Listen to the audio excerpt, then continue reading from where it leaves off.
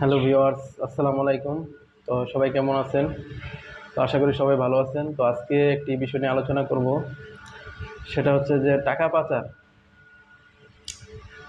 টাকা পাচার, এই কথাটা কিন্তু 2 দিন আগে কিন্তু একটা সংবাদ সম্মেলন হয়ে গেছে এফডিসিতে।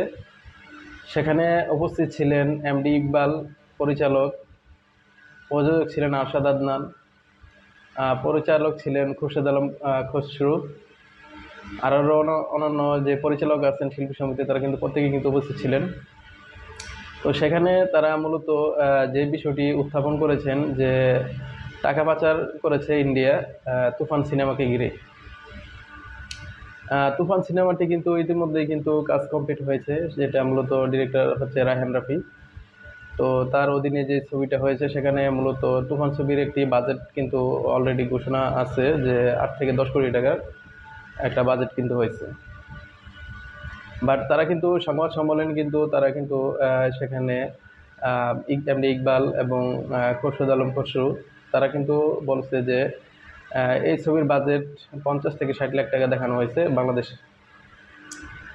যেটা মূলত কতটুকু সত্য, কতটুকু বা মিথ্যা, সেটা এখনো কিন্তু তদন্ত হয়নি। তো যাই হোক, সেখানে কিন্তু কিছুদিন আগেও কিন্তু আপনার এই যে তুফান ছবি যে টিজারটা প্রকাশিত হলো, সেটা কিন্তু তুফান ছবিকে আটকানোর জন্য একটা তারা পায়তারা করছিল। সেখানে বলেছিল যে তুফান ছবিটির টিজারে কোনো সমস্যা আছে। পরে দেখা গেল যে এটি কিন্তু সেন্সর বোর্ড এবং যেই আপনার রাজস্ব বোর্ড, সেখানে কিন্তু এটা কিন্তু উতরে গেছে। তো তুফান ছবিটি কিন্তু টোটালি একটি কমার্শিয়াল ছবি। এটা কিন্তু ইতিমধ্যেই কিন্তু এসব সেন্সর বোর্ড থেকে কিন্তু সার্টিফিকেট পেয়ে গেছে অলরেডি। কিন্তু হঠাৎ করে প্রযোজক আরশাদ আদনান, যার যার জানে জিগার দোস্ত শাকিব খানের, হঠাৎ করে তিনি এই কথা কেন বললেন? সেখানে অবশ্য তিনি একদম ক্লিয়ার কাট করে বলেননি, বাট একটা ইঙ্গিত কিন্তু ছিল। কিন্তু এমডি ইকবাল এবং খোরশেদ আলম খসরু তারা কিন্তু টোটালি কিন্তু আপনার একটা তীর ছোড়া অবস্থার মধ্যে কিন্তু রেখে দিছে যে টাকা কিন্তু ইন্ডিয়া পাচার করে নিয়ে গেছে। আসলে বিষয়টা টোটালি হচ্ছে যে একটা আপনার কতটুকু এখানে সত্য, কতটুকু বা মিথ্যা, সেটা কিন্তু এখনো কিন্তু তদন্ত হয়নি। তো যে যাই হোক, সেখানে যেহেতু সিনেমার বাজেট 8 থেকে 10 কোটি টাকা, তো হ্যাঁ, হয়তো বা এটার আপনার ট্যাক্সের একটা বিষয় আছে, তার জন্য হয়তো বা এটা আপনার কম দেখানো হয়েছে। কিন্তু এখন দেখা যাচ্ছে যে আহ, আসলে কি আপনার যে আরশাদ আদনানের সাথে যে ছবিগুলো হয়েছে, প্রিয়তমা, রাজকুমার, তো তিনি চেয়েছিলেন যে তার পরবর্তী সিনেমা তো শাকিব খান থাকুক।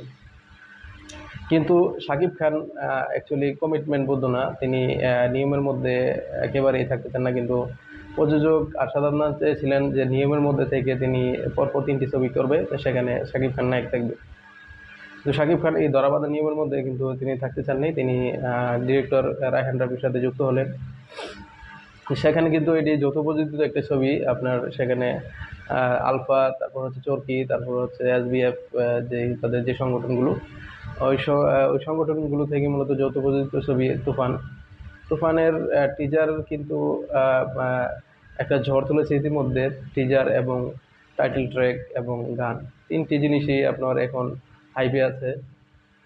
তো এটা কিভাবে রোখা যায়, সেটা মূলত তারা শিল্পী সমিতির যে প্রযোজক, পরিচালক, আর তারপর হচ্ছে শিল্পী সমিতির সদস্য, তারা মূলত এটা পায়তারা করছে কিভাবে এই তুফান ছবিটিকে আটকানো যায়। যেহেতু এটার হাইপ ভালো, ক্রিয়েট সবকিছুই মেকিং ভালো, ছবিটিও ইন্টারন্যাশনাল লেভেলের, তো তারা চাচ্ছে না যে এরকম ছবি বাংলাদেশে হোক। কারণ তারা তো নিম্নমানের বাজেট নিয়ে ছবি করে, তারা কেন চাবে এত বাজেটের একটা ছবি কেন পাবলিশ হবে? তো সেই ক্ষেত্রে তারা মূলত একটা পায়তারা করছে যে কিভাবে ছবিটিকে আটকানো যায়। আর কিছুদিন আগেও কিন্তু আপনার এই যে প্রযোজক আশাদ আদনান কিন্তু শাকিব খানের খুব কাছের বন্ধু ছিল। তিনি কিন্তু ইঙ্গিত করে কিন্তু অনেক কথাই বলেছেন, কিন্তু সব কথা কিন্তু তিনি আড়ালে রেখেই অনেক কথা শাকিব খানকে বলেছেন। কিন্তু তিনি খোলসা করে কিন্তু কিছু কথা বলেননি। তবে সরাসরি যারা বলেছেন, যেমন এমডি ইকবাল, তিনি চাচ্ছেন এই বাংলাদেশে চলচ্চিত্রটাকে ধ্বংস করতে। তার কথাবার্তায় অন্যরকম অন্যরকম লেভেলের তার কথা। কেউ দর্শক বা যারা শাকিব খানের ভক্ত আছে, সাকিবিয়ানরা আছে, তারা কিন্তু সেটা কিন্তু মানতে রাজি না। তাকে কিন্তু অপছন্দ করে এমডি ইকবালকে।